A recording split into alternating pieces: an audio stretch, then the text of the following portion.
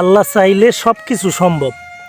এই জায়গাটা একটা পতিত জায়গা, এখানে এমনি পড়ে থাকতো জায়গাটা, ইট বালু সিমেন্ট এই রকমের কংক্রিটের বিভিন্ন জিনিস থাকতো এখানে।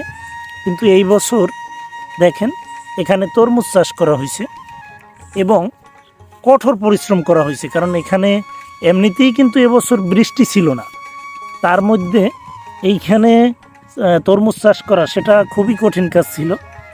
আল্লাহ তাদের মুখের দিকে তাকিয়েছেন, দেখেন কত বড় বড় তরমুজ হয়েছে মাশাল্লাহ।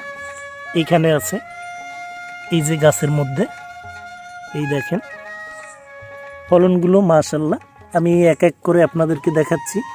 এটাও কালারটা কিন্তু চমৎকার আসছে, এখানে দেখতে পাচ্ছেন এগুলো দেখতে খুবই সুন্দর, এজন্য এই দৃশ্য ধারণ করতেছি যাতে আপনাদের সাথে শেয়ার করতে পারি।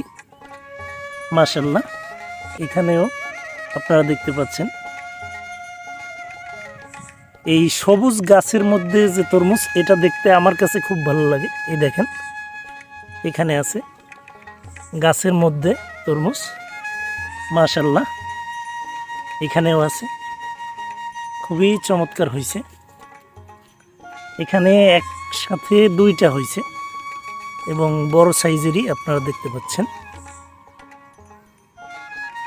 এখন অনেক জায়গায় বাজারে তরমুজ আসছে, আবার অনেক জায়গায় এখনও গাছ ছোট ছোট, ফল ছোট ছোট, কিন্তু আল্লাহর রহমতে এই গাছে তো ফলন খুবই চমৎকার এবং গাছের ফলনগুলো সংগ্রহ করার মতো সময় আসছে। সম্মানিত অডিয়েন্স, এইখানে দেখেন আল্লাহর কি নিয়ামত, একটা জায়গায় অনেকগুলো তরমুজ হয়ে আছে মাশাল্লাহ। এই পাশ থেকে একটু দেখাই, দেখতে পাচ্ছেন এটা খুবই বড় সাইজের একটা তরমুজ, পাশাপাশি এখানেও আছে, এইখানেও দেখতে পাচ্ছেন। সবচেয়ে মজার বিষয়, একটা মানে জায়গায় তিনটা তরমুজ হয়েছে এবং প্রত্যেকটাই বড় বড় হয়েছে।